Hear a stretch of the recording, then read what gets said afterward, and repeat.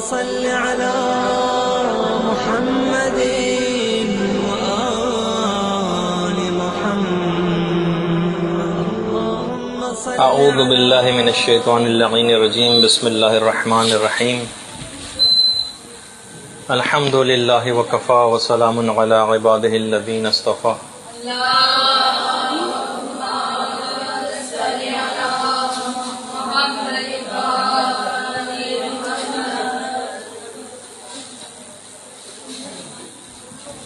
موت کے سلسلے کا درس نمبر 20.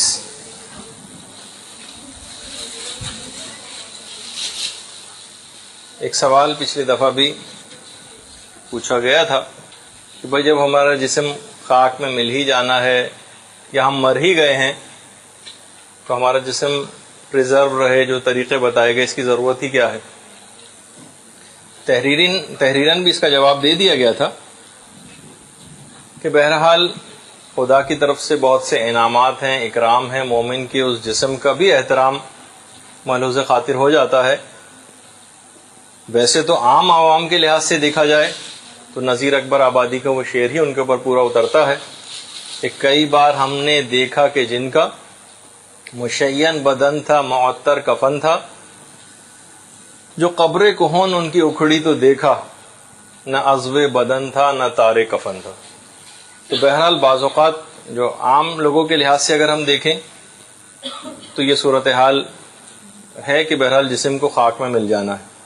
لیکن اگر اس مقام اور مرتبے کو حاصل کرنا ہے کہ جس انعام کو پروردگار نے اپنے اولیاء کے لیے، انبیاء کے لیے قرار دیا، اس میں ہم بھی شامل ہو جائیں تو ان اعمال کو انجام دینا ہوگا کہ جس سے جسم ہمارا خراب نہ ہونے پائے. آخرت میں بھی یقیناً جس کا جسم کو خدا نے اتنا پریزرو رکھا، یعنی وہ جو کہ مٹی میں مل جانی تھی، تو واقعی پھر وہ شخص، اس کا آخرت کا انجام اس سے بخوبی ظاہر ہو رہا ہے کہ اس کا آخرت کا انجام کتنا اچھا ہوگا جب اس کے جسم کو خدا نے اس طرح سے باقی رکھا ہے. ایک سوال اٹھتا ہے کہ کیا یہ جو ہماری موت ہے یہ ٹل سکتی ہے؟ اچھا، اب دیکھیے یہ ایک سوال ہے کہ اب مثلا لکھی جا چکی ہو موت اور پھر وہ موت ٹل جائے. تو دیکھیے اصل میں تقدیر کے لحاظ سے اگر ہم دیکھیں نا تو دو قسم کی کتابیں ہیں پروردگار عالم کے پاس. ایک کو کہا جاتا ہے لوح محفوظ اور دوسری ہے لوح محو اثبات. لوح محفوظ میں تو تبدیلی ممکن نہیں، البتہ لوح محو اثبات جو دوسری کتاب ہے اس میں تبدیلی ممکن ہے. باقاعدہ مجموع البیان میں علامہ طبرسی نے کئی اقوال نقل کی ہیں اور ان میں سے ایک قول تو یہ ہے کہ یہ لوح محو اثبات، یہ جو ایک اور کتاب ہے پروردگار عالم کے پاس جس میں اس نے رزق کو لکھا ہوا ہے، موت کو لکھا ہوا ہے، کوئی شخص سعید ہوگا یا شقی ہوگا، سعادت اور شقاوت، یہ سب اس کے اندر لوح محو اثبات میں لکھی ہوئی ہے. یعنی اس کو اگر ہم جب چاہیں دعا کے ذریعے، صدقے کے ذریعے یا نیک اعمال کے ذریعے تبدیل بھی کروا سکتے ہیں. یعنی ممکن ہے کہ موت کے وقت کو ٹالا جا سکے. اگر لوح محفوظ میں لکھ دی گئی ہے موت تو اس کو ٹالا نہیں جا سکتا، اگر لوح محو اثبات میں لکھی گئی ہے اسے ٹالا جا سکتا ہے. ورنہ وہ جو دعا ہے کہ پروردگار اگر تو نے مجھ کو اشقیاء میں لکھا ہوا ہے تو اپنی اس بات کو لوح سے مٹا دے اور مجھ کو سعید لوگوں میں شامل کر لے، کیونکہ تو پھر جس کو چاہتا ہے مٹا دیتا ہے، جس کو چاہتا ہے باقی رکھتا ہے. جس چیز کو تو چاہے گا مٹا دے گا، جس چیز کو چاہے گا باقی رکھے گا. اسی طریقے سے شب قدر کے متعلق ہے کہ شب قدر میں بھی جو آپ سنتی ہیں کہ مقدرات لکھے جاتے ہیں، مگر بدا اور مشیت کے شرط کے ساتھ کہ مقدرات جو پروردگار شب قدر میں بھی لکھتا ہے، کس کو موت ملے گی، کس کو زندگی ملے گی، کس کو بیماری ملے گی، کس کو بیماری سے شفا ملے گی، کون طالب علم امتحان میں پاس ہوگا، کون فیل ہوگا، یہ بدا و مشیت کی شرط کے ساتھ لکھا جاتا ہے. اچھا، اس کے اندر یہ جو فیصلے اور مقدرات لکھے جاتے ہیں شب قدر میں، اس میں تقدیم و تاخیر بھی ممکن ہے اور کمی و زیادتی بھی ممکن ہے. تقدیم و تاخیر یعنی اگرچہ لکھ دیے گئے ہیں لیکن اس میں جلدی بھی ہو سکتی ہے اور دیر بھی ہو سکتی.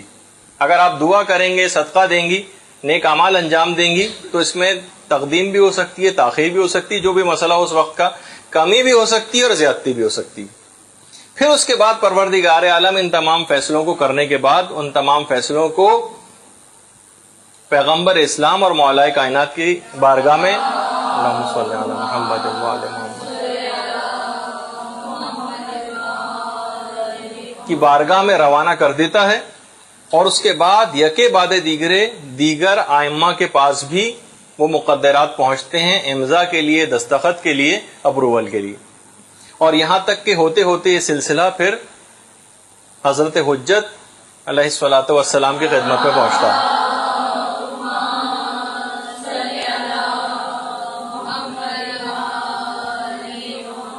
حضرت حجت کے پاس پہنچنے کے بعد بھی اس میں بدا و مشیت کی شرط ہوتی ہے.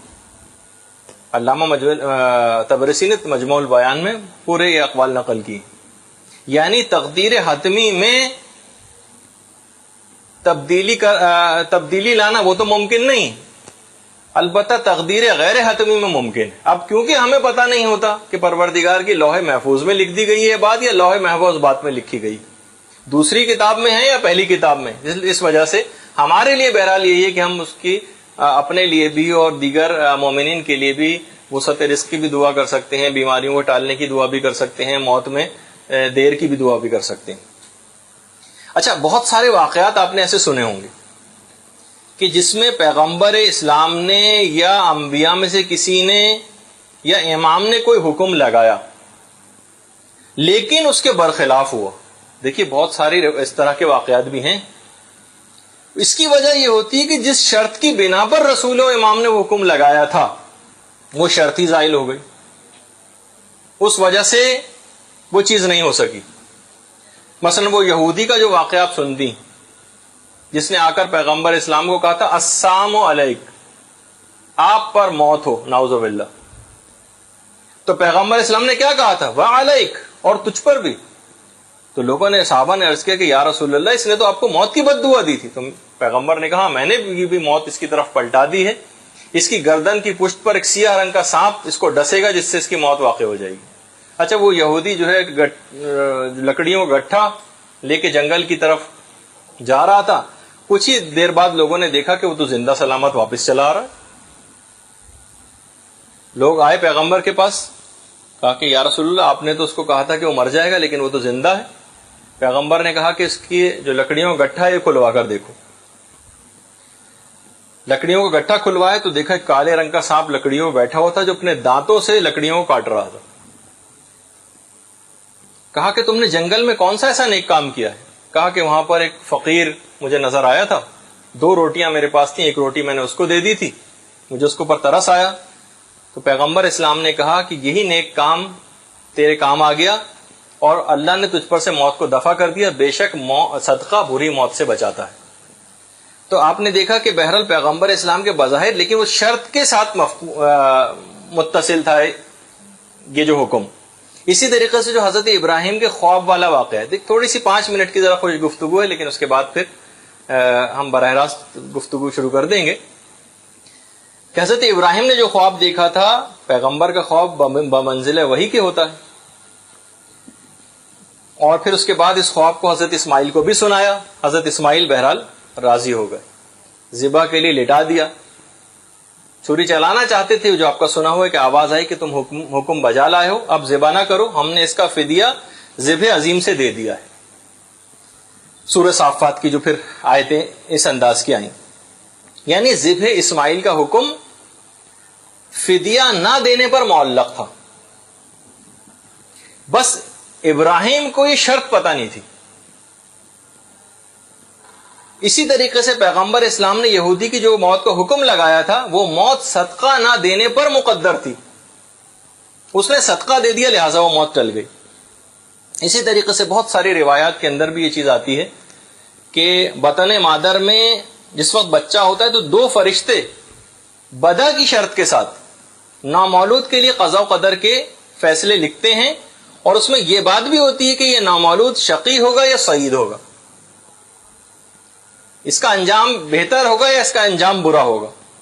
اور پیدا ہونے والے بچہ والدین سے وراثت میں سعادت یا شقاوت پاتا ہے، میراث میں، ورثے میں اس کو چیز ملتی ہے، مگر اس کا جو اثر ہے یا دوام ہے یہ جبری اور حتمی نہیں ہے. یعنی وہ اگر اچھے کردار کا مظاہرہ کرے وہ بڑا ہونے کے بعد، تو ضروری نہیں ہے کہ اس کے والدین اگر خراب ہوں تو اس کا بچہ بھی خراب ہو. تو بہرحال یہ اس کے اندر صرف یہ بات تھی کہ کیا موت کا وقت تبدیل ہو سکتا ہے؟ تو جواب ہے کہ جی ہاں. اگر لوح محفوظ میں نہیں لکھی گئی، لوح محفوظ بات میں لکھی گئی ہے، تو دعا، صدقہ اور نیک اعمال کے ذریعے موت کے وقت کو بڑھایا بھی جا سکتا ہے آگے کی طرف. اور اس کا الٹا بھی ہو سکتا ہے، بہت سے گناہ موت کو جلدی بھی لے آتے ہیں. یعنی اگرچہ موت ایک معین وقت تک لکھی ہوئی، اس کی اب تفصیل ہم کچھ آگے چل کر بھی بیان کریں گے. جو لوگ قتل ہو جاتے ہیں ان کو بھی زمانہ رجت کے اندر دوبارہ اٹھایا جائے گا. اس کی بڑی دلچسپ تفصیل ہے، وہ انشاءاللہ ہم اس سے جو اگلی نشست ہوگی ہماری اس میں بیان کریں گے. لہٰذا ہمیں چاہیے کہ کیونکہ نیک اعمال سے، دعاؤں کے نتیجے میں یہ ساری چیزیں ہم حاصل کر سکتے ہیں، تو ہمیں چاہیے کہ ہم اپنے آپ کو تبدیل کرنے کی کوشش کریں، اپنے آپ زیادہ سے زیادہ نیک اعمال کریں اگر ہم اپنی دنیاوی زندگی کو بڑھانا بھی ہے، تاکہ ہم نیک اعمال میں مزید اپنے زیادہ راہ میں اضافہ کر سکیں. اچھا، اب چاہے لوگ آپ کو کچھ ہی کیوں نہ کہیں کہ بھائی دیکھیے کل تک تو اس طرح سے پھرتی تھی، آج بڑی پردے دار ہو گئی، کل تک تو نماز بھی نہیں پڑھتی تھی، آج بڑی عبادت گزار اور اول وقت میں نماز پڑھنے لگی. آپ کو اس طرح کی بہت سی باتیں سننی پڑیں گی جب بھی انسان اپنے آپ کو تبدیل کرنے کی کوشش کرتا ہے. صبر کرنا ہے. قرآن کی آیت ہے وَاصْبِرْ عَلَىٰ مَا يَقُولُونَ. جو بھی لوگ کہہ رہے ہیں نا ان کو کہنے دیجئے. وَاصْبِرْ عَلَىٰ مَا يَقُولُونَ، ان کو کہنا ہے، ان کو کہنے دیجئے، آپ بہرحال صبر کریں. اچھا دیکھیے، ایک تھوڑا سا معلومات کے لیے ایک بات، صبر کے متعلق کہا جاتا ہے کہ یہ 3 چیزوں میں ہوتا ہے، فی، ان اور علی. ایک ہے الصبر فی المصیبہ، مصیبت کے موقع پر صبر کرنا. بس اس وقت ایسا نہ ہو کہ خدا کے اوپر اعتراض شروع کر دیا جائے کہ ہمارا ہی گھر میلا تھا پروردگار کوئی مصیبت نازل کرنے کے لیے.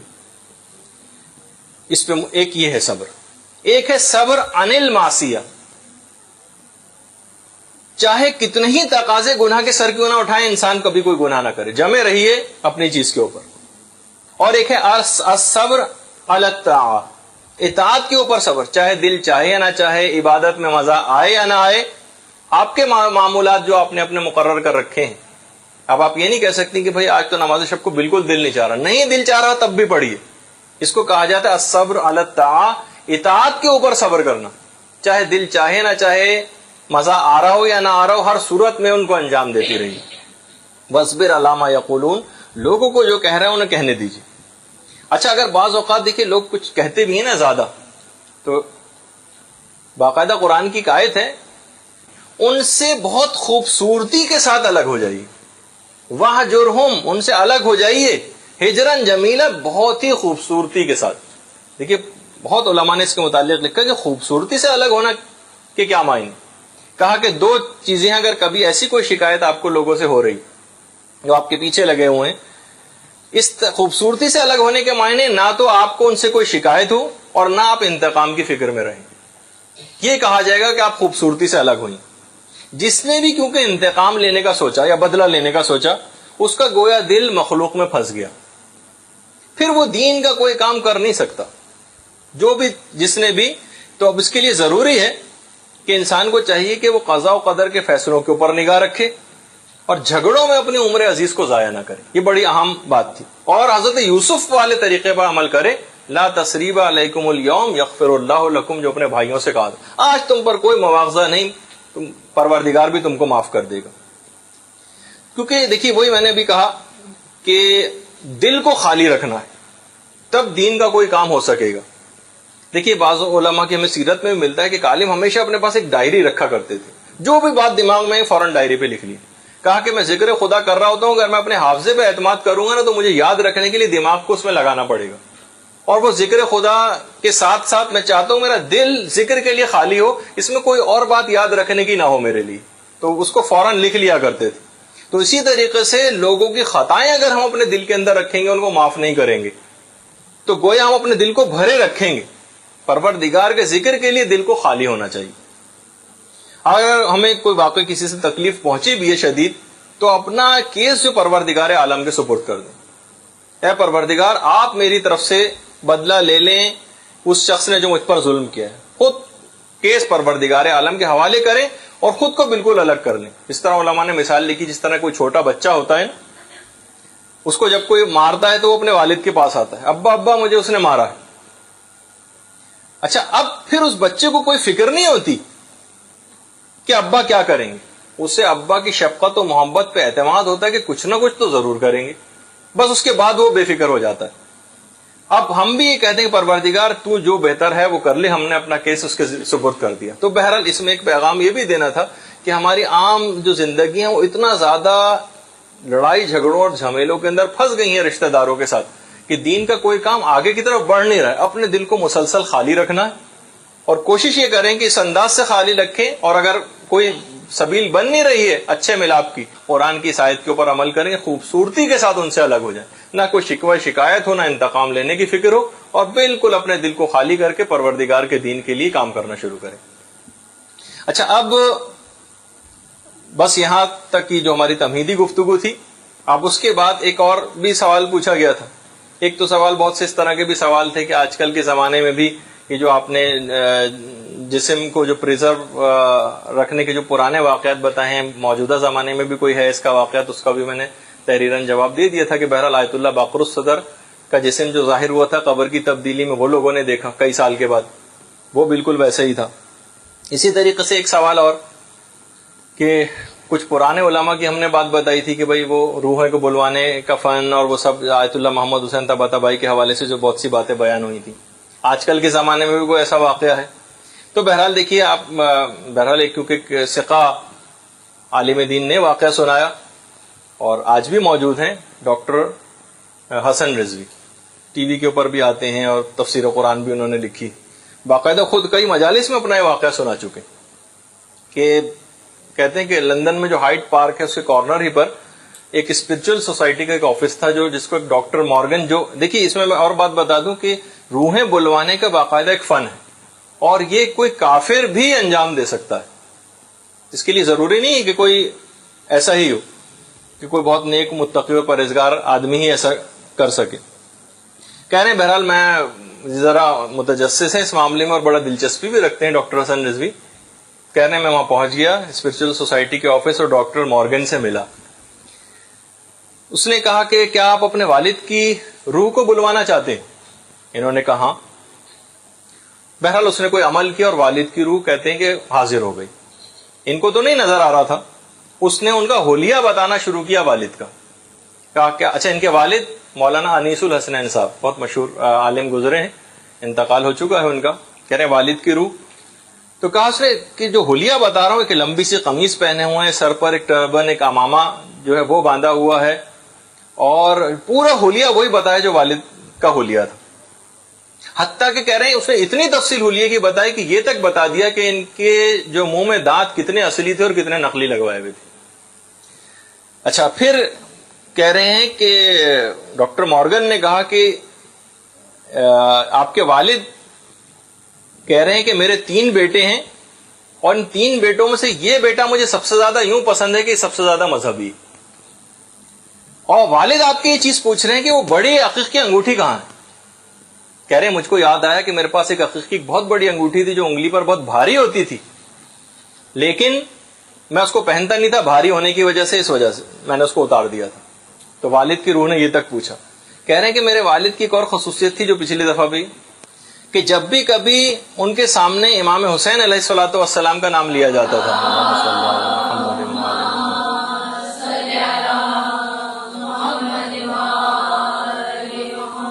تو ان کا چہرہ ایک دم سے سرخ ہو جاتا تھا اور 3 دفعہ جھک کے علیہ الصلوۃ والسلام کہا کرتے تھے۔ کہا کہ میں نے ڈاکٹر مارگن سے کہا کہ میرے والد کی روح سے پوچھئے کہ امام حسین کا میرے متعلق کیا خیال ہے؟ تو کہہ رہے ہیں کہ اچانک سے اس نے جب ان کی طرف دیکھا تو مارگن کی پریشان سا نظر آیا۔ کہہ رہے ہیں آپ کے والد کی روح 3 دفعہ جھک کے یہ بو کر رہی ہے، جس طرح وہ کیا جاتا ہے نا، جس طرح جیپنیز جھکتے ہیں، اس طرح سے 3 انداز میں جھک رہی ہے اور یہ جملے کہہ رہی ہے وہ۔ ویسے یہ امام حسین کون ہے؟ مارگن پوچھنے لگا۔ تو انہوں نے بتایا کہ نواسے رسول ہیں، ہمارے پیغمبر ختمی مرتبت کے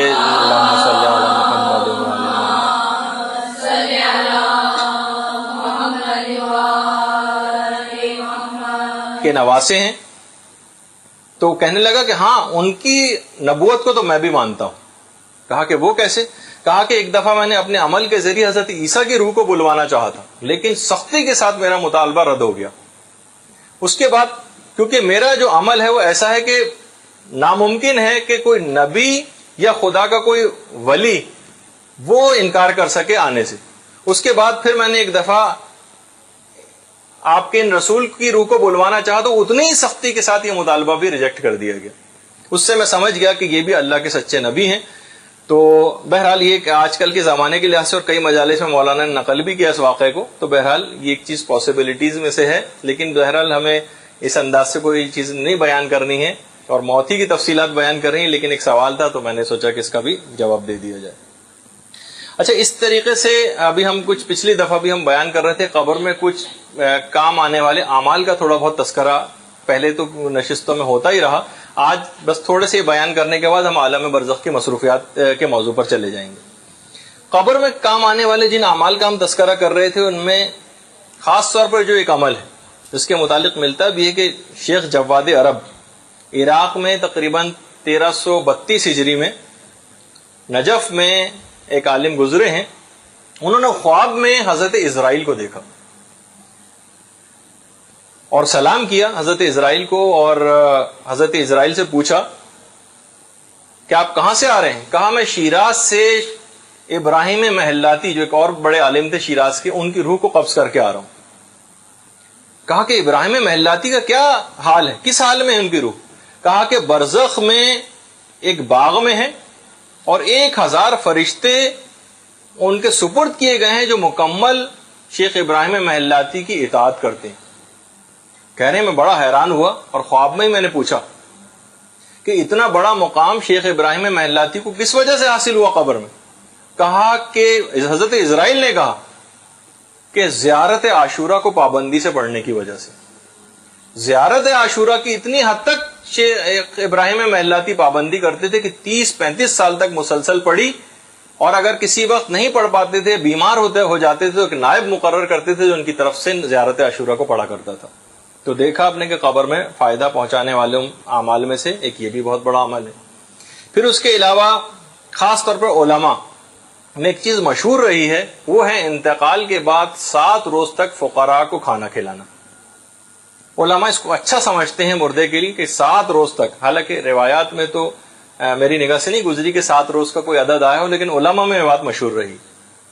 اچھا، بہت سارے دیکھیں نیک اعمال ایسے ہیں کہ جن کی طرف ہماری نگاہ بھی نہیں ہوتی کہ ان کا بھی کوئی قبر میں فائدہ پہنچ سکتا. پیغمبر اسلام ختم مرتبت صلی اللہ علیہ وآلہ وسلم فرماتے ہیں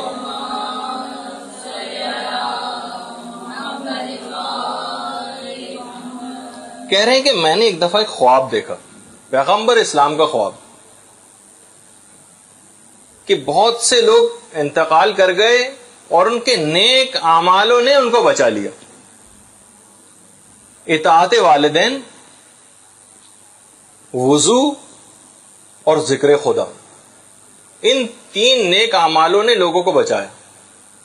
پیغمبر کہہ رہے ہیں کہ پیغمبر کا خواب مثل وحی کے ہوتا ہے. کہہ رہے ہیں کہ عذاب کے فرشتوں نے ایک شخص کو گھیر لیا تھا، لیکن اچانک سے اسی وقت اس کی ایک نماز آ گئی اور اس نے اس شخص کو عذاب سے بچا لیا. ایک شخص عالم برزخ میں قبر میں پیاس سے اپنی زبان کو باہر نکالے ہوئے تھا، اور جب وہ پانی کے قریب پہنچتا تھا تو اس کو ہٹا دیا جاتا تھا، یہاں تک کہ اس کا روزہ آیا اور اس کو بچا کے لے گیا. میں نے خواب میں دیکھا کہ انبیاء حلقہ بنا کے بیٹھے ہوئے ہیں ایک جگہ پر، ایک شخص ان کے قریب پہنچتا ہے اور وہاں سے دھتکار دیا جاتا ہے، یہاں تک کہ اس کا غسل جو اس دنیا میں انجام دیا کرتا تھا، جو صحیح غسل وہ کیا کرتا تھا، وہ غسل آیا اور اس شخص کو بالکل میرے قریب لا کے بٹھا دیا کہ انبیاء کے حلقے میں جو گھسنے نہیں دیا جا رہا تھا، پیغمبر اسلام کے قریب بٹھا دیا اس غسل نے اس کو. کہہ رہے ہیں ایک شخص کی قبر میں بہت زیادہ تاریکی تھی، اس کا حج و عمرہ آیا اور اس کی قبر ایک دم سے بہت نورانی اور روشن ہو گئی.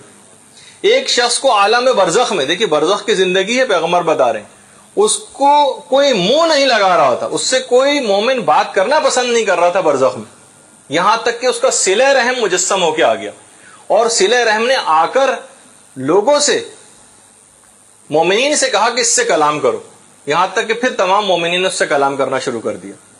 ایک شخص کے چہرے کی طرف جہنم کی آگ لپک لپک کے آ رہی تھی کہ اس کا صدقہ آیا اور اس کو بچا کے لے گیا. دیکھیے کتنے سارے اعمال کا پیغمبر ذکر کر رہے ہیں. ایک شخص کو زبانیہ نے گھیر لیا تھا. میں نے ایک دفعہ پہلے بتایا تھا زبانیہ فرشتوں کی، سخت گیر فرشتوں کی ایک جماعت ہے. کہا جاتا ہے کہ خاص طور پر یہ ان افراد کے اوپر مسلط ہوگی اور ان کو عذاب دے گی وہ بے عمل واعظین، جو خود عمل نہیں کرتے اور دوسروں کو نصیحت کرتے، خاص طور پر ان کو عذاب دینے پر مامور. زبانیہ نے ایک شخص کو گھیر لیا یہاں تک کہ اس شخص کا امر نہیں کام آیا جو اس دنیا میں لوگوں کو کیا کرتا تھا اور اس کو بچا کے لے گیا. ایک شخص پل صراط پر ٹہنی کی طرح سے لرز رہا تھا یہاں تک کہ خدا پر اس کا حسن ظن آیا اور اس کو بچا کر لے گیا. ایک شخص جنت کے دروازے پر پہنچتا تھا اور پھر وہاں سے واپس کر دیا جاتا تھا اور جنت کا دروازہ بند ہو جاتا تھا یہاں تک کہ توحید کی گواہی آئی اور اس کو جنت میں لے گئی.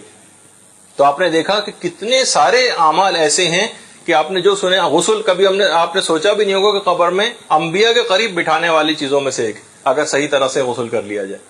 تو بہت سارے اس طرح کے جو اعمال، یہ سارے جتنے بھی نیک اعمال آپ کرتی ہیں یہ سب قبر کے اندر ایک خاص انداز سے فائدہ پہنچائیں گے. اور ان تمام مصیبتوں میں جب بھی کہا جاتا ہے کہ نیک اعمال کو چاہے ایک دفعہ ہی کیوں نہ صحیح، ایک ضرور اپنی زندگی میں انجام دے لیا جائے تاکہ جس بھی عذاب کے اندر گرفتار ہوں اگر اس کو بچانے کے لیے کوئی اپروپریٹ عمل ہم اس دنیا میں کر چکے ہوں تو وہ آئے اور اس سے ہم بچ جائیں.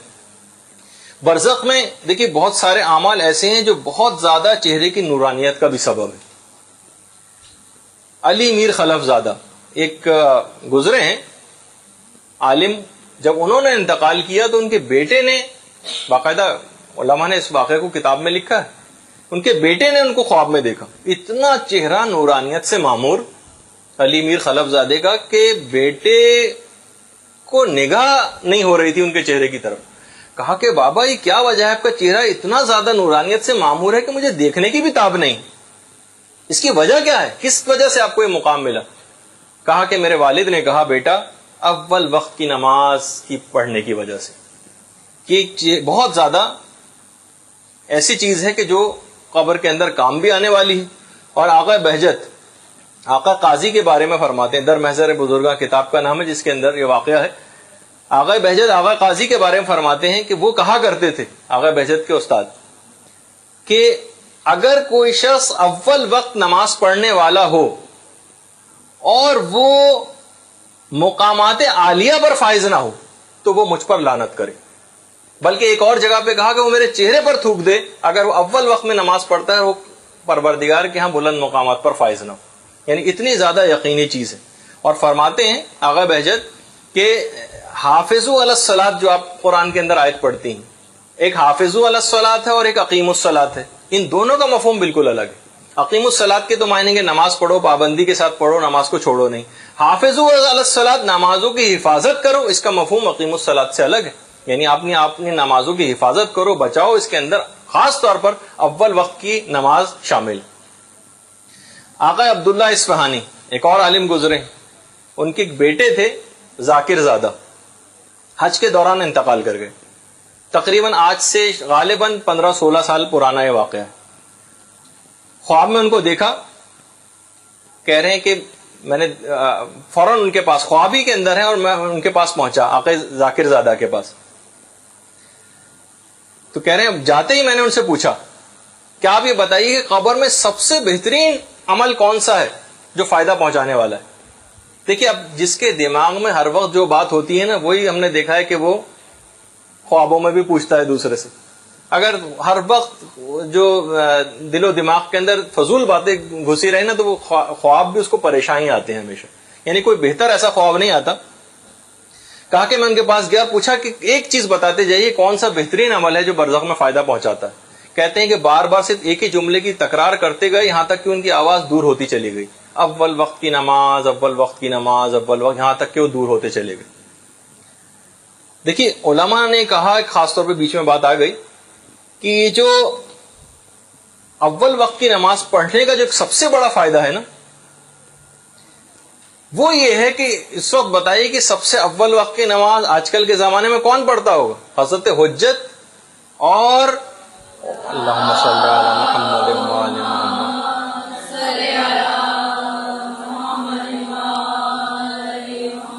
بڑے بڑے علماء اور تمام صالحین، ان کی نماز آسمانوں کی طرف بلند ہوتی ہے اور نورانیت سے معمور ہو کر واپس پلٹ کے آتی ہے۔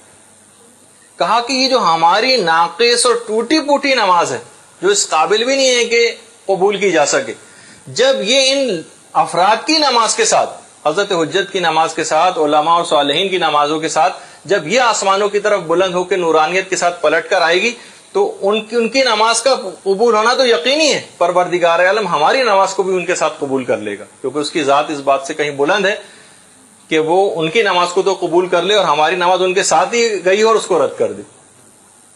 تو بہرحال کہ جب بھی اول وقت نماز پڑھنے والے کو جب قبر میں بھی رکھا جاتا ہے نا، تو رکھتے ہی اس کی قبر جنت کے باغوں میں سے ایک باغ کے اندر تبدیل ہو جاتی ہے۔ یہ بھی ہے روایت میں۔ کتنی زیادہ ہم پچھلے دروس کے اندر بھی اس چیز کی طرف آپ کی نشاندہی کروا چکے ہیں۔ اور وہ جو آپ نے سنا ہے کہ ملک الموت بھی اس کو حالت احتضار میں کلمے کی تلقین کرتا ہے، جو اول وقت میں نماز پڑھنے کا عادی ہوتا ہے، جو ہم نے حالت احتضار کے عمل بیان کیے تھے۔ باقاعدہ ملتا ہے تاکہ اس سے آپ کو اور تقویت بھی پہنچے۔ آیت اللہ شہید دست غیب شیرازی عمرے کے لیے ایک دفعہ روانہ ہو رہے تھے، تو تہران سے کوئی فلائٹ ڈائریکٹ نہیں مل رہی تھی۔ ایک فلائٹ تھی جو پہلے بیروت جانی تھی اور بیروت سے پھر جدہ جانی تھی۔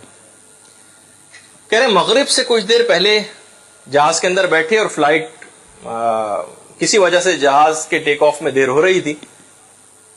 سب سے زیادہ جو تکلیف محسوس کر رہے تھے اس کے اندر، تمام ان کے ساتھی فرماتے ہیں جو ساتھ میں تھے، وہ شہید دست غیب شیرازی تھے کہ نماز مغرب کا اول وقت ہے اور نماز کی ادائیگی کی فرصت نہیں۔ ایک آدھ دفعہ تو شہید نے اٹھنے کی کوشش بھی کی تھی نماز کے لیے، لیکن جہاز کے عملے نے بٹھا دیا کہ نہیں، جہاز ٹیک آف کرنے والا ہے، ابھی اجازت نہیں۔ کہہ رہے ہیں اتنا زیادہ اضطراب ان کے چہرے پر تھا، لگتا تھا کہ ان کی روح کسی اور جگہ پر ہے۔ یہاں تک کہ بے انتہا غمزدہ تھے، مسلسل تاخیر ہو رہی تھی، یہاں تک کہ برداشت نہ کر سکے اور ایسا لگ رہا تھا کہ گویا کوئی مصمم ارادہ کر چکے۔ اسی وقت جہاز تھوڑا سا آگے بڑھا، تھوڑا سا ہی آگے بڑھا تھا، اچانک سے انجن میں آگ لگ گئی۔ تمام جہاز کو روکا گیا، تمام مسافروں کو نیچے اتارا گیا، اور اس وقت کہہ رہے ہیں کہ تمام مسافروں میں جو سب سے زیادہ خوش تھا وہ شہید دست غیب شیرازی تھے، اور بار بار ایک جملہ کہتے تھے، نماز نماز، اول وقت کی نماز، بار بار یہ کہہ رہے تھے۔ پھر نیچے ہی فوراً ہی جب تمام مسافر اترے اور وہیں ایئرپورٹ پہ انہوں نے نماز جماعت ادا کی، تھوڑی ہی دیر میں جہاز کا انجن ٹھیک ہو گیا یا کسی اور فلائٹ سے ان کو جدہ کی طرف روانہ ہوئے۔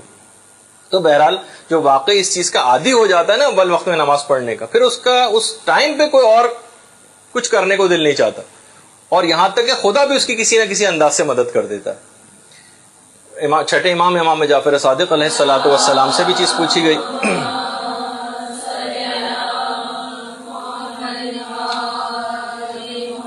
کہ مولا یہ جو ہے ہم عن صلاتہم ساہون، کہ جو اپنی نماز میں لاپرواہی سے کام لیتے ہیں، اس سے کیا مراد؟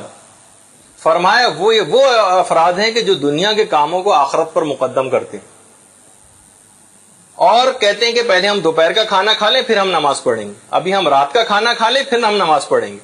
کہا کہ یہ بھی اس کے اندر شامل ہے، جو اپنی نمازوں کو اپنے اوپر بوجھ سمجھتے ہیں۔ دیکھیے باقاعدہ امام نے کھانے کے لفظ استعمال کیے کہ یہ لوگ ہیں جو اس کے اندر شامل ہوں گے کہ جو اپنی نمازوں میں کسی بھی وجہ سے تاخیر کرتے ہیں۔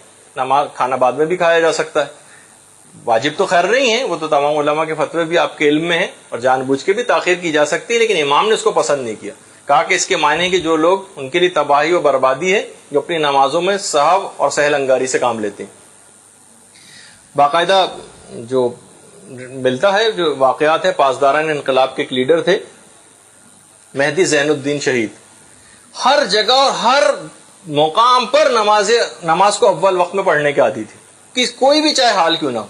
ان کی شہادت کے بعد ان کے بھائی نے ان کو خواب میں دیکھا کہ وہ کچھ ساتھیوں کے ساتھ خانہ کعبہ کا طواف کر رہے ہیں۔ شہید زین الدین، مہدی زین الدین شہید جو لیڈر تھے باقاعدہ پاسداران انقلاب کے، تو کہنے میں ان کے پاس گیا کہ آپ ایسا لگ رہا ہے کہ ان تمام افراد کے لیڈر ہوں۔ کہا کہ ہاں، عالم برزخ میں مجھے اول وقت نماز پڑھنے کی وجہ سے اتنے تمام لوگوں کا کمانڈر مقرر کیا گیا۔ تو آپ اس سے بھی اندازہ لگائیں کہ بہرحال یہ ایک ایسی چیز ہے، اور نہ صرف یہ کہ بلکہ یہ بھی علماء نے، اگرچہ عام سے طالب علم کا واقعہ ہے، کہ جو یورپ کے ایک ملک کے اندر تعلیم کے سلسلے میں رہائش پذیر تھا، اور ایک دفعہ اپنے امتحان کے لیے جا رہا تھا کہ رستے میں پہاڑی علاقے سے گزرنا تھا اور گاڑی خراب ہو گئی. اس نے کہا بہت سخت پریشان کہ میرا پورا سال ضائع ہو جائے گا.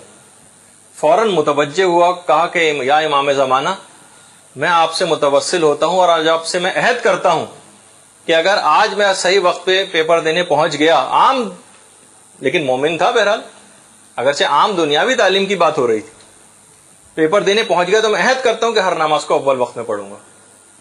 اچانک سے اس نے دیکھا کہ ایک شخص چلتا ہوا آیا اور کہا کہ کیا مسئلہ ہے؟ کہا کہ میری گاڑی خراب ہو گئی. اس نے گاڑی کا بونٹ اٹھایا اور اندر 2-3 ہاتھ ادھر ادھر لگائے اور کہا اسٹارٹ کرو. ایک دم سے اسٹارٹ ہو گئی. بس گاڑی کا بونٹ اس نے بند کیا اور آ کے کہنے لگا وہ شخص کہ دیکھو جو وعدہ تم نے مجھ سے کیا ہے نا اس کو ضرور پورا کرنا اور اپنی ہر نماز کو اول وقت میں پڑھنا.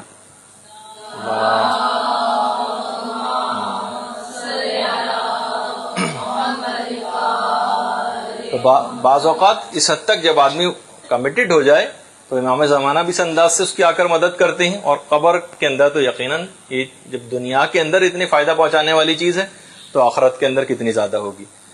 اب آ جائیے عالم برزخ کی مصروفیات پر. وادی السلام میں جیسے ہی آمد ہوگی تو جو دیگر ارواح وادی السلام کی ہوں گی وہ اس سے مل کر اتنا خوش ہوں گی کہ جس طرح سے کوئی کھویا ہوا شخص جب مل جاتا ہے نا جو خوشی ان کو ہوتی، فوراً اس سے پوچھیں گی، ایک دم سے ہجوم کر لیں گی آپ کی طرف، پوچھیں گی کہ فلاں کا کیا حال ہے، فلاں کا کیا حال ہے. یعنی اس طرح سے پوچھتے نہیں جس طرح کوئی جب رشتہ دار کسی دور جگہ سے آتا ہے تو اچانک سے اس وقت ایک آواز آئے گی، اسے ذرا آرام لینے دو، یہ ابھی تو غم دنیا سے نجات پا کر آیا ہے. اچھا، پھر اس کے بعد وہ روح کہے گی، بہرحال ان کو جواب دینا ہوگا لوگوں کو کہ وہ تو مجھ سے بھی پہلے انتقال کر گئے تھے، کیا وہ یہاں پر نہیں آئے؟ افسوس، سارے لوگ افسوس کریں گے کہ وہ وادی برہوت میں چلے گئے، یہاں پہ تو نہیں آئے تھے. تو بہرحال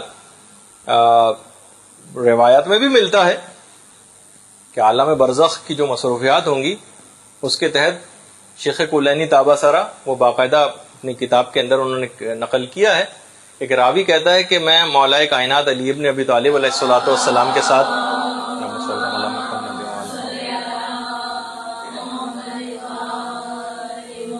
پشت کوفہ جو قبرستان ہے وادی السلام، میں نے دیکھا کہ مولا اس قبرستان میں گئے اور کھڑے ہو کے ایسا لگ رہا تھا جیسے کسی سے باتیں کر رہے ہوں.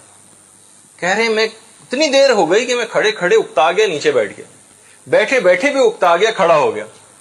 اور جس طریقے سے ایک انٹرپٹ کرنے کے لیے کہتے ہیں نا، کیا کہ میں نے بھی کہا کہ مولا آپ کھڑے کھڑے تھک گئے ہوں گے، ذرا بیٹھ جائیے. مولا نے کہا ہے شخص یہ مومنین سے انس و محبت کی باتیں جو میں کر رہا ہوں. میں نے کہا کہ مولا کیا مومنین کے ارواح یہاں پر موجود ہیں؟ کہا ہاں، اگر میں پردے ہٹا دوں. اچھا، یہ نہیں کہا کہ اگر پردے ہٹا دیے جائیں، مولا نے کہا اگر میں پردے ہٹا دوں تو تم دیکھو گے کہ وہ حلقہ در حلقہ بیٹھے ہوئے آپس میں باتیں کر رہے ہیں. انوار نعمانیہ میں محدث نعمت اللہ جزائری نے بھی اس واقعے کو لکھا. مولا نے کہا کہ تم ان کو ٹولیوں کی شکل میں بیٹھے ہوئے دیکھو گے، اس انداز سے وہ لوگ آپس میں بیٹھ کر باتیں کر رہے ہیں کہ ایک کا امامہ دوسرے کے امامے کے ساتھ جڑا ہوا ہے، ایک کی پشت دوسرے کی پشت کے ساتھ جڑی ہوئی ہے، ایک کے زانوں اور پنڈلیاں دوسرے کے پنڈلیوں کے ساتھ متصل ہیں. اتنے قریب قریب بیٹھ کے جس طریقے سے دوست یار باتیں کرتے ہیں نا، اس طرح سے باتیں کر رہے ہیں. باقاعدہ چھٹے امام فرماتے ہیں کہ پیغمبر اسلام سے بھی بات پوچھی گئی کہ یا رسول اللہ یہ جو ارواح ہیں یہ رہتی کہاں ہیں؟ تو پیغمبر نے کہا وہ جنت کے محلات میں رہتی ہیں، غذاؤں سے اور مشروبات سے لطف اندوز ہوتی ہیں، آپس میں ایک دوسرے سے ملاقاتوں کے لیے بھی جاتی ہیں اور دعا کرتی ہیں کہ پروردگار اپنے اس وعدے کو جو قیامت کا ہے تو جلد سے جلد پورا کر دے. اس کے مقابلے میں جو کفار کی روح جو وادی برہوت میں ہوتی ہیں آگ کے بنے ہوئے حجروں کے اندر قید ہیں. پیغمبر فرماتے ہیں جہنم کی غذائیں کھاتی ہیں اور اسی عذاب کے عالم میں ایک دوسرے سے ملاقاتوں کے لیے بھی جاتی ہیں. اب نامعلوم واقعی کیفیت کیا ہوگی کہ انسان آگ کے اندر جل رہا ہے اور ایک دوسرے سے ملاقاتوں کے لیے بھی جا رہا ہے، بات چیت بھی کر رہا ہے اور ایک عذاب کے اندر گرفتار ہے، اور اس بات کی خواہش رکھتی ہیں اور دعا کرتی ہیں کہ پروردگار تو قیامت کو جلد برپا نہ کرنا اور اپنے اس وعدے کو پورا نہ کرنا. یعنی باقاعدہ ڈر کے مارے وعدوں کو پروردگار اپنی عملی شکل نہ دینا. کافی میں بھی ہے، بہار میں بھی ہے، متعدد اس طرح کی روایتیں. علماء نے کہا کہ دیکھیے روح کے اصل میں جو ہے نا رہنے کے 4 مقامات ہیں. پہلا مقام تو شکم مادر ہے. جب 4 مہینے کا بچہ ہو جاتا ہے تو اس وقت اس کے اندر روح پڑتی. دوسرا نمبر 2 یہ دنیا، یہاں بھی ہمارے جسم کے ساتھ روح ہے. تیسرا عالم برزخ ہے جو اس دنیا سے اتنا بڑا ہے جتنا دنیا شکم مادر سے بڑی، اتنا بڑا ہے عالم برزخ. اور چوتھا ہے آخرت کا مکان. اس کے مقابلے میں برزخ اتنا چھوٹا ہے جتنا رحم مادر دنیا کے مقابلے میں چھوٹا ہے. یعنی یہ 4 مقامات کسی بھی روح کو رہنے کے ہیں.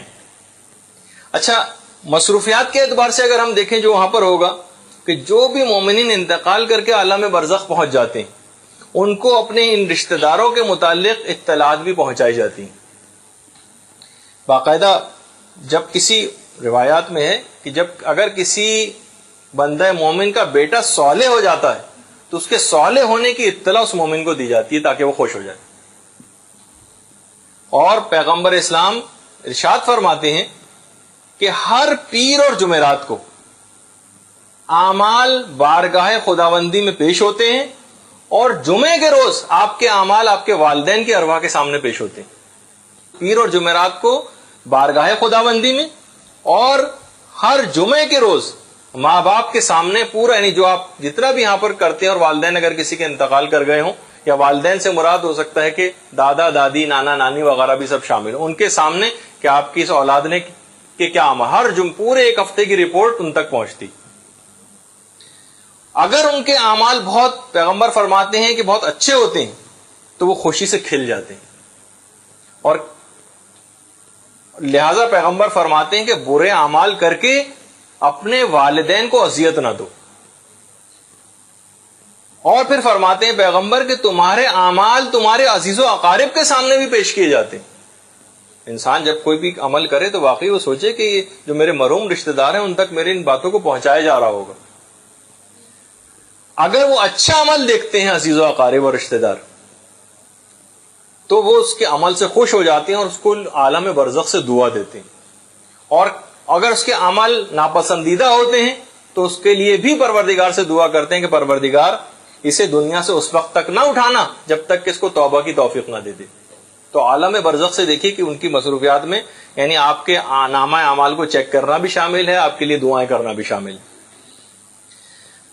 کچھ علماء کا یہ بھی کہنا ہے کہ بعض افراد کو پروردگار عالم قبروں میں بھی اور عالم برزخ میں بھی اعمال صالحہ کی توفیق دے دیتا ہے. البتہ کیونکہ بہرحال دارالعمل منقطع ہو چکا ہے، ثواب تو کوئی مرتب نہیں ہوتا، لیکن خدا کی یاد اور اطاعت سے وہ لوگ لذت حاصل کرتے ہیں. خدا کی یاد اور اطاعت سے وہ لوگ لذت حاصل کرتے ہیں. جیسا کہ ملائکہ اور اہل جنت جو ہیں وہ ذکر الہی سے لذت حاصل کرتے ہیں، اور ذکر الہی کے متعلق کہا جاتا ہے کہ جنت کی عظیم ترین نعمتوں میں سے ایک ہے ذکر الہی. اسی طریقے سے عالم برزخ کی مصروفیات میں ایک مصروفیت تلاوت قرآن بھی ہے. باقاعدہ حضرت ابن عباس جو پیغمبر کے صحابی تھے فرماتے ہیں ایک دفعہ ایک صحابی نے ایک جگہ پہ اپنا خیمہ لگا لیا تھا. اس کو پتہ ہی نہیں تھا کون سی جگہ ہے، پتہ چلا کہ بعد میں کہ وہ قبر تھی کسی مومن کی. اس صحابی کو پتہ ہی نہیں تھا. اندر سے، زمین کے اندر سے اس کو سورہ ملک پڑھنے کی آوازیں آ رہی تھیں. پورا سورہ سن کر پیغمبر اسلام کے پاس بھاگے بھاگے آئے کہ یا رسول اللہ، میں نے تو زمین کے نیچے سے سورہ ملک پڑھنے کی آواز سنی. پیغمبر نے کہا کہ مومن کی قبر ہے یہ، اور بہرحال یہ سورہ عذاب سے نجات دلانے والا ہے. اب تو مردہ ہیں، یا آپ کیسے پڑھ رہے ہیں قرآن؟ کہا کہ میں ہر نماز کو ختم کرنے کے بعد یہ دعا کرتا تھا کہ پروردگار، اور میں ہر قرآن کو ختم کرنے کے بعد بھی دعا کرتا تھا کہ پروردگار مجھے قبر میں بھی تلاوت قرآن کی توفیق عطا فرمانا. اس لیے اس کا مجھ کو قبر کے اندر یہ فائدہ ہو کہ قبر میں بھی میں تلاوت قرآن کرتا ہوں. باقاعدہ ابن عباس سے ایک اور روایت ہے کہ ہر مردے کو عالم برزخ میں ایک مصحف دیا جائے گا. ایک باقاعدہ ایک مصحف یعنی وہ کتاب جس کے اندر قرآن لکھا ہوتا ہے، وہ ہر ایک کو پڑھنے کے لیے دیا جائے گا، جس کو دیکھ کر وہ تلاوت کیا کرے گا. باقاعدہ کچھ علماء کا یہاں تک کہنا ہے کہ ایک عالم کا کہ میں جب بھی کبھی اپنے والد کی قبر پہ جاتا ہوں میں ان سے گفتگو تک کر سکتا ہوں. کتنے ہی تاریخ کے بھی ایسے واقعات ملتے ہیں کہ لوگ حضرت حمزہ کی قبر پہ، پیغمبر اسلام کے چچا، ان کی قبر پہ جا کر سلام کرتے تھے اور سلام کا باقاعدہ جواب آتا تھا. اور خالی یہ نہیں کہ ہم پرانے زمانے کی بات کرتے کہ ہر چیز کے جب زمانہ آگے گزر جاتا ہے نا پھر اس وقت آگے والے لوگوں کو واقعات پتہ چلتے ہیں. ویسے بھی ہم لوگ مردہ پرستی قوم ہیں، جب تک کوئی زندہ سلامت آدمی موجود ہوتا ہے تو اس کی تحقیر اور تذلیل کرتے ہیں، مرنے کے بعد اس کی تعریفیں شروع ہو جاتی ہیں. تو بہرحال باقاعدہ جو واگرے جی کے جو مدرسہ جنہوں نے قائم کیا تھا مولانا عباس علی نجفی صاحب، جب مولا کائنات کے روضے پر پہنچے تھے اور سلام کیا تھا تو سب لوگوں نے سنا کہ زری سے جواب آیا کہ میرے بیٹے تم پر میرا سلام. واگرے جی کے جو عباس علی نجفی جو پرنسپل تھے، انتہائی متقی و پرہیزگار شخصیت، ان تک کو جواب سلام آئے. پیغمبر فرماتے ہیں کہ جو شخص بھی شہداء کو سلام کرے گا وہ قیامت تک اس کا جواب دیتے رہیں گے. یعنی مقصد یہ نہیں کہ وہ وعلیکم السلام قیامت تک کہتے رہیں گے، بلکہ مسلسل آپ پر سلامتی بھیجتے رہیں گے قیامت تک، شہداء پر سلام کرنے کی وجہ سے. اور کچھ یہ جو آپ نے ابھی سنا کہ تلاوت قرآن برزخ کی جو مصروفیات ہیں اس کے اندر سے ایک چیز ہوگی باقاعدہ قرآن کی ٹیوشن تک.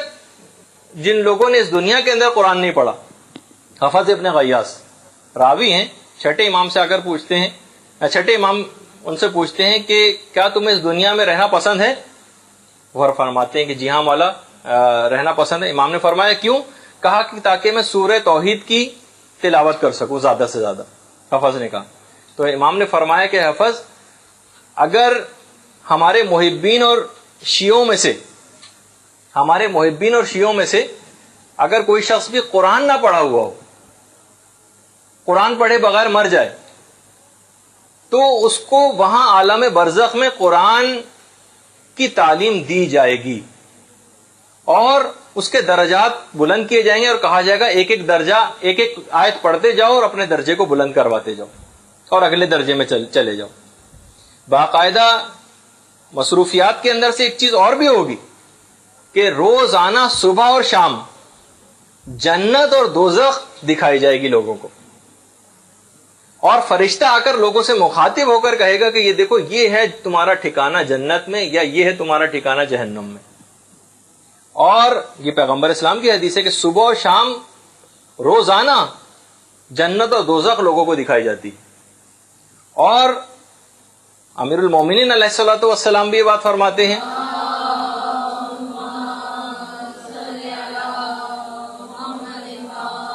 جس سے میں اپنے الفاظ میں کہوں کہ امیر المومنین فرماتے ہیں بہرحال کہ مومنین کی ارواح کے لیے جو ملنے کا مقام ہے، جو پکنک کی جگہ ہے، وہ زمزم کا کنواں ہے اور مکے کا ایک میدان ہے. غالباً عرفات کے میدان کی طرف اشارہ ہے، نام تو نہیں آیا، مکے کا ایک میدان.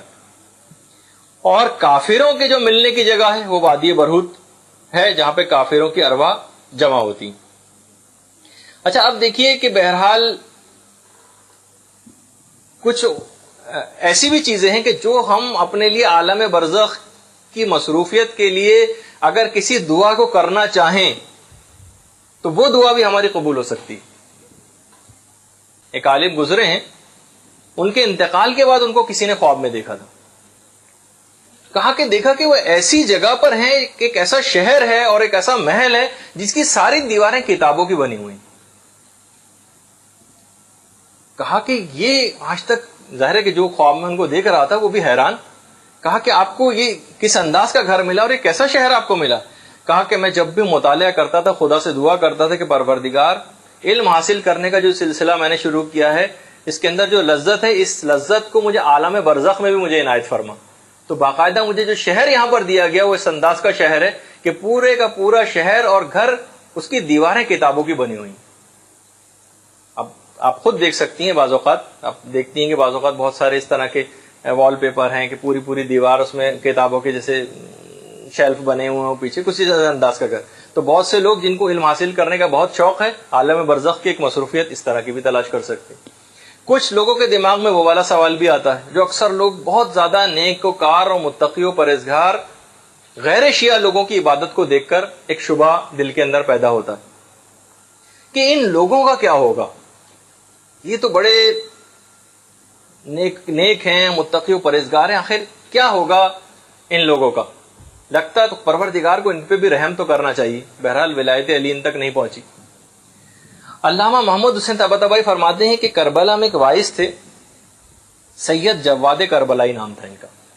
یہ اکثر یہ کرتے تھے کہ گاؤں دیہات میں نکل جاتے تھے, نماز جماعت بھی پڑھاتے تھے اور تبلیغ بھی کرتے پھرتے تھے. ہر طرح کے لوگوں سے ملاقاتیں ہوتی تھیں, مسائل فقہ بھی بتاتے تھے, اخلاقیات و مواعظ پہ بھی گفتگو کرتے تھے. کہہ رہے ایک دفعہ ایک تبلیغ کے لیے ایک ایسے قصبے میں پہنچے جہاں پر ان کی ایک مرد بزرگ سے ملاقات ہوئی.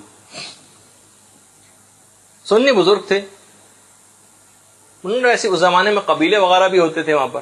کہا کہ آپ کے قبیلے کا سردار کون؟ ارے کہا میرا تو قبیلے کا سردار ایسا ہے جو اتنا طاقتور ہے اور اتنے اس کے پاس اونٹ ہیں اور اتنے گوسپند ہیں اور 4000 تیر انداز ہیں.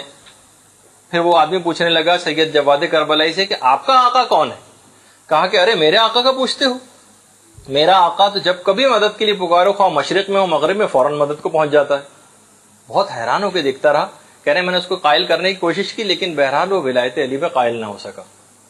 خیر کہہ رہے میں اپنے کربلا واپس آ گیا. کچھ عرصے بعد دوبارہ اسی جگہ میرا دوبارہ جانے کا اتفاق ہوا اور میرا ارادہ تھا کہ وہ اتنی نورانی شخصیت اس بزرگ کی لگ رہی تھی کہ میں جا کے اس دفعہ ضرور انہیں قائل کروں گا.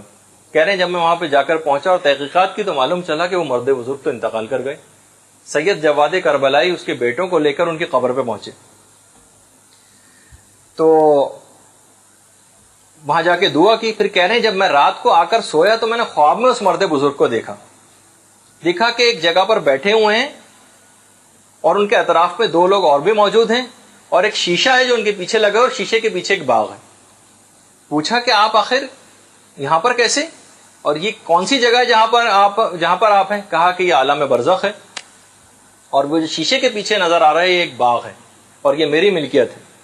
کہا کہ جب میرے انتقال کا وقت قریب آیا اور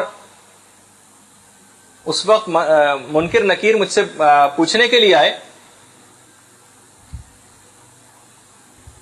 تو میں جواب نہیں دے سکا کہ تمہارا امام کون ہے.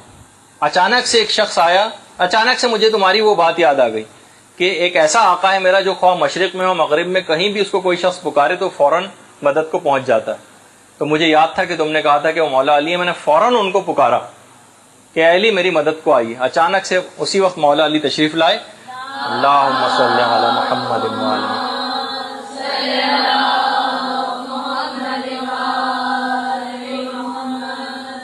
اور منکر و نکیر سے کہا کہ ہٹ جاؤ اور اس کو عذاب نہ دو, یہ ہمارے دشمنوں میں سے نہیں ہے. پھر اس کے بعد 2 فرشتوں کو اس بات پہ مقرر کیا کہ اس کو میری ولایت کی تعلیم دو. یہ 2 افراد جو تم میرے دائیں بائیں بیٹھے دیکھ رہے ہو یہ مجھ کو ولایت علی کی تعلیم دیتے ہیں. جب یہ ولایت کی تعلیم مکمل ہو جائے گی تمام دلائل کے ساتھ پھر اس کے بعد یہ جو عالم برزخ میں جنت کا وہ حصہ ہے میں اس کے پار چلا جاؤں گا جو شیشے کے پیچھے تم کو نظر آ رہا ہے. تو بہرحال آپ نے دیکھا کہ جنت کی بہرحال مصروفیات میں سے ایک ایسی چیز بھی ہے کہ وہاں پر علم بھی حاصل ہوگا اور اس کو اس فطرت دنیاوی پر باقی رکھ کر دلائل سے قائل کیا جائے گا. جن تک بہت سارے ایسے لوگ ہیں کہ متقی و پرہیزگار ہیں لیکن فطرت سلیم رکھتے ہیں, ان کے سامنے حق بعض اوقات مشتبہ ہو جاتا ہے, واضح نہیں ہو پاتا, تو پروردگار رحیم و کریم ہے, وہ ان کے سامنے ایسی تمام چیزوں کو رکھے گا, دلائل کے ساتھ ایسے افراد کو قائل کیا جائے گا اور اس کے بعد جب وہ قبول کر لیں گے تو پھر ان کا وہ استحقاق جنت پیدا ہو جائے گا. تو بہرحال ایک مصروفیت اس لحاظ سے وہاں پر یہ بھی ہوگی. عالم برزخ کی مصروفیات میں سے ایک بہرحال جنت کی نعمتوں کو برزخ میں استعمال کرنا بھی ہوگا. عبداللہ ابن سنان 6 امام کے راوی ہیں, ایک دفعہ پوچھنے لگے کہ مولا حوض کوثر کو میں دیکھنا چاہتا ہوں. مولا نے عبداللہ ابن سنان کا ہاتھ پکڑا اور کہنے مدینے سے باہر لے آئے. اس کے بعد زمین پر ایک جگہ پاؤں مارا مولا نے, فوراً ہی وہاں پر ایک نہر جاری ہو گئی. بالکل جزیرے کی طرح سے میں نے اپنے آپ کو ایک ایسی جگہ پایا کہ جہاں کا پانی برف کی طرح سے سفید, میری آنکھیں خیرہ ہوئی جا رہی ہیں, میں حیران و پریشان, میں نے آج تک ایسی جگہ نہ دیکھی تھی. اور برف کی طریقے سے سفید اور ٹھنڈا اور خوشگوار پانی, اس کے برابر میں دودھ کی نہر تھی اور درمیان میں ایک شراب کی نہر بہ رہی تھی. اتنی خوبصورت وہ منظر کہ آج تک کبھی میں نے ایسے منظر کا مشاہدہ ہی نہ کیا تھا. اطراف میں درخت لگے ہوئے تھے اور درختوں پہ حوران جنت جھولے جھول رہی تھی. اچھا, اب مجھے کچھ پیاس محسوس ہوئی. مولا نے ایک حور کی طرف اشارہ کیا, 6 امام نے, حور نے درخت کے جھولے پر بیٹھے بیٹھے جھکی اور ایک ظرف میں اس نہر سے وہ شراب اور مشروب لیا اور ہماری خدمت میں، مجھے اور امام کی خدمت میں پیش کیا. کہہ رہے ہیں جب میں نے اس ظرف کے اندر دیکھا تو اس میں 3 طرح کی شرابیں تیر رہی تھی. شراب سے مراد ہمارے دماغ میں خبیث چیز آ جاتی ہے، لیکن شراب سے مراد انہیں مشروب، ایک ایسا شربت تھا جو 3 طرح کا تھا. تو کہہ رہے ہیں کہ اس کے بعد میں نے جب اس کو پیا تو آج تک کبھی میں نے اتنا خوشگوار چیز نہ کبھی پی تھی. میں حیران رہ گیا کہ میں نے کہا کہ اس کے بعد خیر ہم نے پیا، اس کے بعد مولا اس جگہ سے ہمیں باہر لے آئے. میں نے کہا کہ مولا آج تک میری نہ آنکھوں نے ایسا منظر کبھی دیکھا، نہ میں نے میری زبان نے کبھی ایسے ذائقوں کو چکھا. تو اس وقت مولا نے ایک بات کہا کہ یہ بات یاد رکھو کہ یہ جو تم نے دیکھا ہے نا، یہ مقام، یہ برزخ میں اور جنت میں جو سب سے کمتر درجے کا جو مومن ہے، یہ اس کا مقام ہے. سب سے کمتر درجے کا مومن اس کو، اور وہ ان تمام چیزوں سے سیر ہوتا ہے. یعنی عالم برزخ کی مصروفیات میں بہرحال ان جنت کی نعمات کا ایک استعمال بھی، جنت کی ان نعمتوں کو مرد مومن استعمال کرے گا.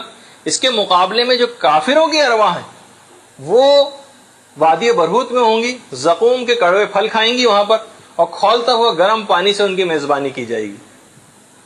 اور اچھا دیکھیے اس طرح کی نعمت، اس پہ بہت سارے ہمارے جو افراد ہوتے ہیں اور جو اس میں عالم آخرت کی جو بہت ساری چیزوں کو جو بہت سارے لوگ مذاق بنا کر بھی پیش کرنے لگے ہیں. آج کل یہ فیشن بھی چل پڑا ہے کہ جناب وہ حوض کوثر کے اوپر جب سب لوگ پہنچے تو وہاں دودھ کی نہر تھی اور وہاں سب لوگ، کچھ لوگ کھڑے ہو کے پاکستانی کو برا بھلا کہہ رہے تھے. تو معلوم یہ چلا کہ انہوں نے جو حوض کوثر جو دودھ کی نہر بہ رہی تھی اس کے اندر پتی ملا دی تھی کہ ان کو دودھ پتی کی چائے بڑی پسند تھی. تو بہرحال تو مقصد کہنے کا یہ کہ بہرحال اس میں آپ کو تفریح تباہ کے لیے میں نے سنا دیا، لیکن بہرحال اس میں کوئی ایسا نہیں ہونا چاہیے کہ ہم بہت ساری روایت کا گویا ایک لحاظ سے مذاق اڑا دیں اور سب. بہرحال یہ جو ہماری نفسیات کے اعتبار سے بھی دیکھا جائے، اب آج کل آپ دیکھتی ہیں نا کہ جتنی بھی فلمیں بننی شروع ہو گئیں، اب تو ساری فلمیں فینٹیسی کی بنیاد پہ بنتی ہیں کہ وہ ہوا میں اڑتا جا رہا ہے اور اس نے اشارہ کیا اور یہ ہو گیا اور وہ ہو گیا. ہر شخص کے دماغ میں فینٹیسی کا ایک پورشن ہے. وہ ظاہر ہے کہ ان کے سامنے عالم آخرت، اور ہمارے پاس جنت اور دوزخ کے تذکروں کے ذریعے، ہم برزخ کے تذکروں کے ذریعے فینٹیسی کے اس پورشن کو ہم فل کر سکتے ہیں اپنے. ان کے پاس کیونکہ وہ پورشن نہیں تو وہ اس طرف جاتے ہیں زیادہ، لیکن ان کے دماغ میں بھی ایک ایسی دنیا ہوتی ہے کہ جہاں اس طرح کے محیر العقول واقعات پیش آئیں. تو بہرحال عالم برزخ کی مصروفیات میں سے ایک اور جو مصروفیت ہوگی وہ اپنے اہل خانہ کا دیدار بھی ہوگا مرنے کے بعد، خاص طور پر ظہور کے وقت.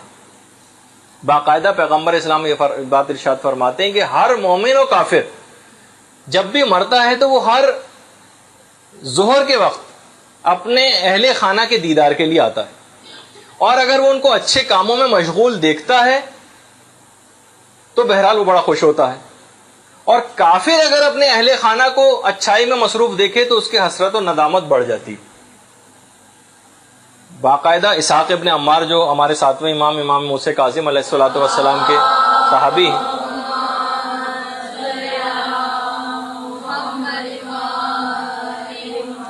کہا کہ مولا کیا مرنے کے بعد میتیں اپنے گھر پہ آتی ہیں، اور آتی ہیں تو کس وقت آتی ہیں اور کس روز آتی ہیں؟ تو امام نے فرمایا ہر جمعے کو آتی ہیں، یا ہر ماہ آتی ہیں، یا ہر سال میں ایک دفعہ آتی ہیں. جتنا مومن کا مقام خدا کے نزدیک ہے اس کے مطابق ان کو یہ سہولت ملتی. پوچھا کس صورت میں آتی ہیں، یعنی کیسے پتہ چلے گا کہ مرنے کے بعد فلاں رشتہ دار گھر پہ آئے؟ امام نے فرمایا وہ ایک لطیف پرندے کی شکل میں آتی ہیں جو دیواروں پہ بیٹھتا ہے. اگر وہ کوئی خیر و خوبی ان میں دیکھے تو وہ خوشحال ہو جاتا ہے، اور اگر شر و فساد و محتاجی دیکھے تو غمگین ہو جاتا ہے. اچھا علماء نے فرمایا کہ یہاں پر یہ جو پرندے سے مراد، اس سے مراد یہ کہ وہ روحیں، جو روایت میں ہے نا کہ جس طریقے سے پرندے گھروں کی دیواروں پر آ کر بیٹھتے ہیں، اس سے مراد یہ ہے کہ وہ اتنی آسانی کے ساتھ گھروں میں آمد و رفت رکھتی ہیں جیسے عام طور پہ پرندے آمد و رفت رکھتے ہیں کہ آئے گھر کی دیوار پہ بیٹھ گئے، اندر آ گئے، یعنی اتنی آزادی کے ساتھ وہ آتی اور جاتی ہیں. اس کے معنی یہ نہیں ہے کہ وہ کسی جانور کی یا کسی کی شکل کے اندر آتی ہیں. دیکھیے یہ بات اس کے اندر علماء نے بڑی سختی کے ساتھ کہا کہ روایت کو بھی سمجھنا ایک فن ہوتا ہے کہ اس کے معنی ہے کہ اتنی آسانی کے ساتھ آمد و رفت رکھتی ہیں. اور اچھا پھر اس کے علاوہ خالی یہی نہیں بلکہ جو انبیاء کی جو مصروفیات ہیں، پیغمبر اسلام فرماتے ہیں کہ انبیاء بھی اپنی قبروں میں زندہ ہیں اور اپنی قبروں میں نماز تک پڑھتے ہیں. باقاعدہ پیغمبر اسلام نے جب معراج کے سفر پہ گئے تھے تو ایک روایت میں حضرت موسیٰ کو ان کی قبر میں نماز پڑھتے ہوئے دیکھا تھا. اسی طریقے سے جب وہ یزید کا جو واقعہ ہررا جو مشہور ہے، جو مدینے میں اس نے تباہی مچائی تھی اور لوٹا تھا مدینے کو 3 روز تک، تو باقاعدہ ان 3 دنوں میں مسجد نبوی میں نہ اذان ہو سکی تھی اور نہ اقامت.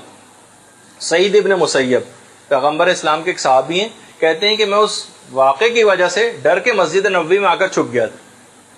3 دنوں تک نماز نہیں ہو سکی تھی مسجد نبوی میں، نہ اذان ہوتی تھی نہ اقامت. لیکن کہہ رہے ہیں کہ نماز کے اوقات میں یہ دیکھتا تھا کہ قبر رسول سے اذان کی آواز بلند ہوتی تھی. اللہم صلی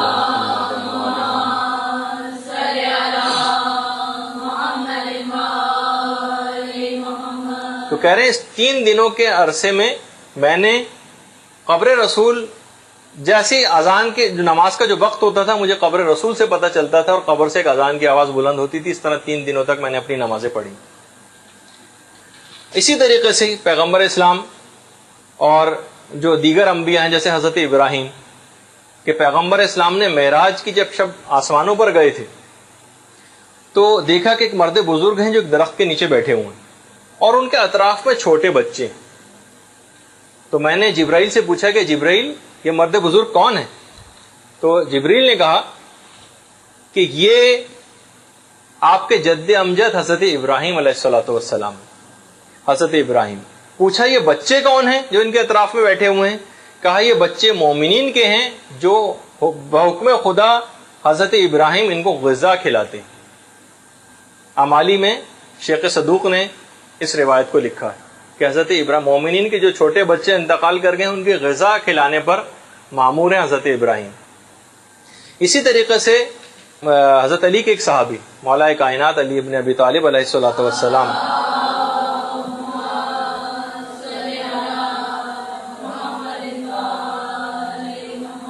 فرماتے ہیں کہ جنگ صفین ہو رہی تھی اور نماز مغرب کا وقت آ گیا تو اچانک سے ہم نے دیکھا کہ ایک شخص مولا کی طرف چلتا ہوا آ رہا ہے جس کے سفید بال ہیں، سفید داڑھی ہے، چہرے پر ایک عجیب نورانیت ہے.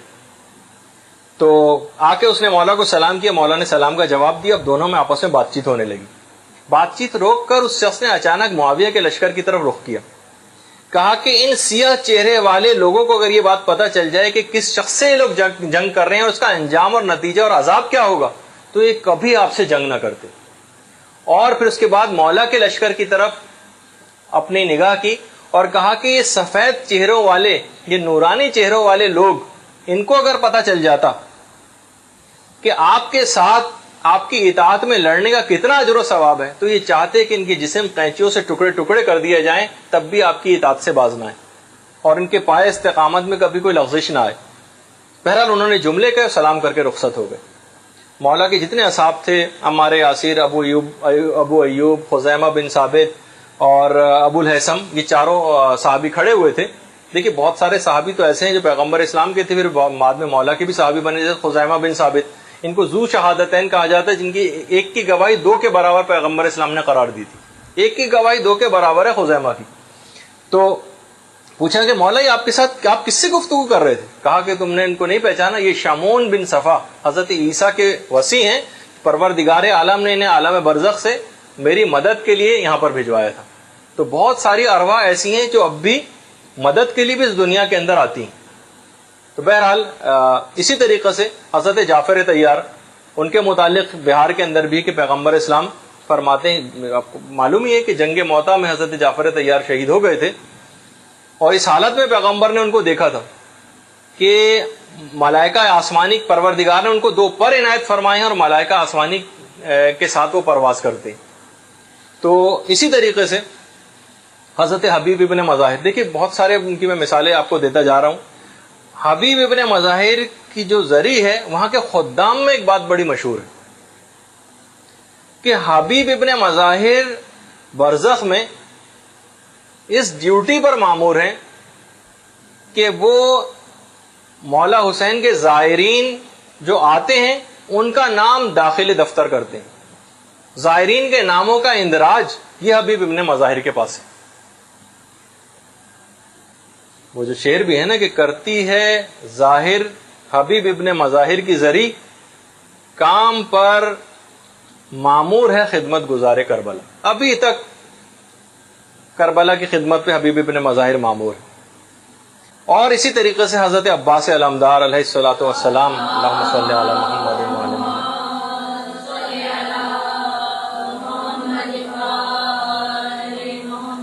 وہ زائرین کے مدد اور تعاون کے اوپر معمور ہے. اسی طریقے سے بہرحال زہیر ابن قین کے متعلق ملتا ہے. مولانا سید عدیل اختر صاحب جو پرنسپل رہ چکے ہیں مدرسۃ الواعظین لکھنؤ کے، اپنے زمانے طالب علمی کا ایک واقعہ سنا رہے تھے کہ مولانا سبط حسن جو زمانے کے بڑے علماء میں شمار ہوتے تھے انڈیا کے، ایک دفعہ اپنے تلامذہ تمام شاگردوں کے ساتھ بیٹھے ہوئے تھے، تو اپنے تمام بالکل ایک نجی سی ایک محفل تھی جس کے اندر علماء اور صرف ان کے طالب علم تھے. کہا کہ اگر تم لوگ سند اور حوالہ نہ پوچھو تو میں ایک حقیقت کو واضح کروں گا. سند اور حوالہ نہ پوچھو تو ایک حقیقت کو واضح کروں گا کہ اگر کوئی شخص کسی بھی مریض کی صحت یابی کے لیے روزہ رکھے اور افطار کرنے کے بعد ایک دعا مانگتا ہوا بستر پر جائے اور پھر اس دعا کو مانگ کر سو جائے کہ اے زہیر ابن قین طبیب لشکر حسینی، اس بیماری کی دوا مجھے بتا دیجیے، تو جب وہ سوئے گا تو خواب میں کوئی بزرگ اس کو اس بیماری کی شفا یابی کے لیے نسخہ بتا دیں گے. طلبہ نے بہرحال سنا اس کو، سب نے گھر جا کر اپنے اپنے گھر کے اندر بھی واقعہ بتایا. اس میں سے ایک طالب علم تھا جو بہت زیادہ بیمار تھا، جس نے واقعہ سنا اپنے گھر میں جا کر بتایا. اس طالب علم کی بہن نے یہ عمل کیا ہے، روزہ رکھا اپنے بھائی کی صحت یابی کے لیے، افطار کے بعد بستر پر جا کر یہ دعا کی زہیر ابن قین سے اور اس کے بعد سو گئی. خواب میں اس نے دیکھا کہ کوئی مرد بزرگ ہیں، چاروں طرف مجمع لگا ہوا ہے، کوئی چیز لوگوں کو لکھوا رہے ہیں. وہ بھی گئیں اپنے پاس کا اور کہا کہ میرا بھائی اتنے عرصے سے بیمار ہے، صحت یاب نہیں ہوتا، اس کے لیے بھی کوئی دوا بتا دیں. تو اس مرد بزرگ نے کہا کہ وہ خود اپنی بیماری کی دوا نہیں کرتا ہے، میں بھی اس کو دوا نہیں بتاؤں گا.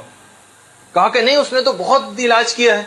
کہا کہ نہیں، وہ مجلس حسین کا تبرک کیوں نہیں لیتا ہے. یہ کہا. اب ان کی آنکھ کھل گئی، وہ فوراً اٹھی، اپنے بھائی کو جا کر اس نے جگایا. بھائی نے کہا واقعی دینی طالب علم ہوں، لیکن بعض اوقات جب مجلس کے اختتام پر لوگوں کا اتنا رش ہوتا ہے تو مجھے اس رش میں جا کر تبرک لینا عجیب سا لگتا ہے کہ میں جا کر لوں. لیکن آئندہ سے اب جی تم نے خواب دیکھا ہے تو میں چاہے بدقت ہی صحیح لیکن میں جا کر اس کو ضرور حاصل کروں گا. اس کے بعد کہہ رہے ہیں کہ اس نے جا کر چاہے وہ بدقت ہی رش میں لگ کر ہی کیوں نہ صحیح لیکن احترام کے ساتھ کہ اس کی نگاہ میں گویا کہ وہ ایک وقت اس کی کم ہو گئی تو اس نے جا کے تبرک کو لیا اور استعمال کیا اور اس کے بعد وہ مکمل طور پر صحت یاب ہو گیا. درود بھیج دیجیے محمد.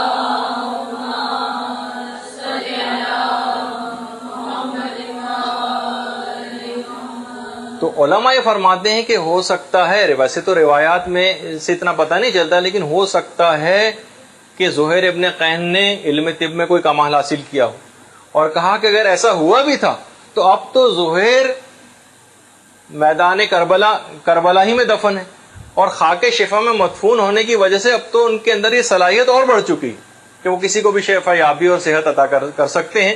تو بہرحال اس واقعے کو بیان کرنے کے بعد جب سب لوگوں نے یہ واقعہ بیان کیا تو اس کے بعد وہاں سے ایک رسالہ چھپتا تھا لکھنؤ سے الوائس کے نام سے. اس پورے واقعے کو اس کے اندر شائع کیا گیا اور اس کے بعد آغا مہدی لکھنوی جی ایک کتاب بھی انہوں نے لکھی ہے. اس کے اندر کہا کہ میں نے اپنے ایک مریض کی صحت یابی کے لیے اس انداز سے روزہ رکھا اور اس کے خواب میں مجھے اس طرح کا ایک نسخہ بتایا گیا جو میں نے اپنے مریض پر آزمایا اور اس کو مکمل شفا یابی اس سے حاصل ہوئی. اس واقعے کے بعد جب یہ الوائس کے اندر چھپ گیا تھا یہ مضمون تو اس کے بعد جن طبیبوں نے اپنے مریضوں کے لیے اس نسخے اس بات کو اس عمل کو کیا ان سب کے مریض بھی شفا یاب ہو گئے. تو بہرحال اب بھی یہ تمام شخصیات یہ سب کی سب کسی نہ کسی خدمت کے اوپر مامور ہے. اس کے بعد آج اگرچہ اتنا وقت اب نہیں بچا کہ آج مجھے یہ بھی آپ کو بتانا تھا کہ شہزادی کونین کی برزخ میں کیا مصروفیات ہیں. اللہم صلی علی محمد وعلی آلہ محمد. اور مظلوم کربلا کی کیا مصروفیات ہیں آج کل. انشاءاللہ جو روایات اور واقعات کے اندر علماء کی آئی ہے، یہ آج اتنا وقت نہیں بچا ہمارے پاس، تو انشاءاللہ اس کو ذرا تفصیلی ہے، اس وجہ سے آج 5 منٹ کے وقفے میں پورا نہیں ہو سکے گا یہ. انشاءاللہ اگلی کی نشست میں ہم اس کو بیان کریں گے، اور اگلی نشست بہت اہم اس حوالے سے ہو جائے گی کہ برزخ کی جو مصروفیات ہیں اس کو ہم روک دیں گے، اور اس کے ساتھ ہی ہم زمانہ رجت یعنی قیامت سے پہلے کا جو ایک زمانہ ہے اس کی ایک دلچسپ ایک گفتگو اور کچھ ایسی باتیں اس کے اندر بیان ہوں گی جو آپ کے لیے نفع بخش بھی ہوں گی انشاءاللہ، وہ بیان کریں گے. اور اس کے بعد پھر اگلی گفتگو اس کے بعد کی جو ہوگی وہ پھر میدان قیامت اور قیامت کی کیفیات کے سلسلے میں شروع ہو جائے گی. آپ لوگوں کے سوال آج پھر کافی آ گئے انشاءاللہ. ان کے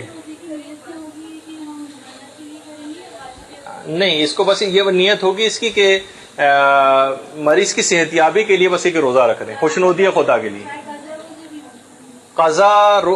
اگر کوئی قضا روزہ رکھ لیا جائے اور اس کے ساتھ افسوس کے ساتھ یہ نیت بھی کر لی جائے تو وہ بھی اس سلسلے میں کاؤنٹ ہو جائے گا. جی بس اس طرح سے دعا مانگ لیں کہ طبیب لشکر، جو انہوں نے مولانا نے جو ارشاد فرمایا کہ طبیب لشکر حسینی اس بیماری سے شفا یابی کے لیے مجھے نسخہ تعلیم فرما دیں. جی ہاں، اس کے لیے بھی بدرجہ اولا ہو، بالکل ممکن ہے. السلام علیکم ورحمۃ اللہ.